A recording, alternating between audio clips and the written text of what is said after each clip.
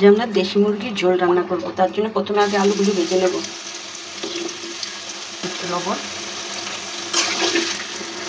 আর একটু হলুদ, আলুগুলো লাল লাল করে ভেজে নেব। আমাদের আলু ভাজা হয়ে গেছে।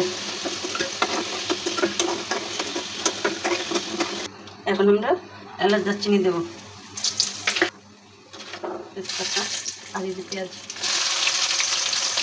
এক বাটি পেঁয়াজ, এক কাপ আন্তর্জা পেঁয়াজ। এখানে পেঁয়াজটা একটু কালার আসলেই আমরা মশলাটা দেবো। আমরা একটু টক দই দেবো আর 2-4 চামচ আদা রসুন বাটা দেবো।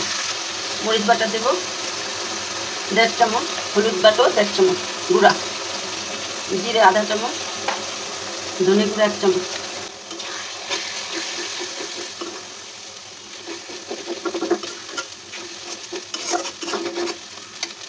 আমরা একটু জল দেবো মশলাটা ভালো করে কষানোর জন্য।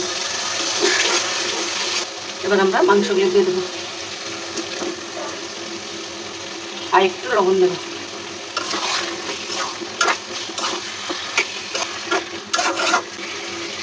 এবার ঢেকে দেবো, কম আঁচে সিদ্ধ হবে। এবার আমরা আলু দেবো।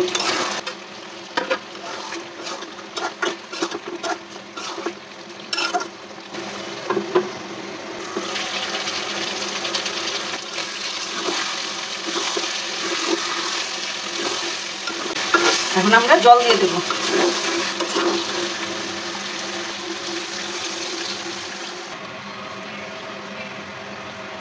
সামান্য একটু লবণ দেবো।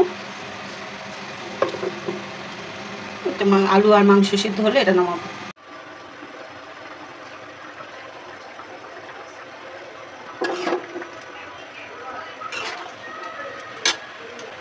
আলুটা সিদ্ধ হয়েছে কিনা দেখি। হ্যাঁ, আমাদের সব রান্না বাড়া, আমাদের রান্না শেষ। আমরা এটা এখন নামাবো।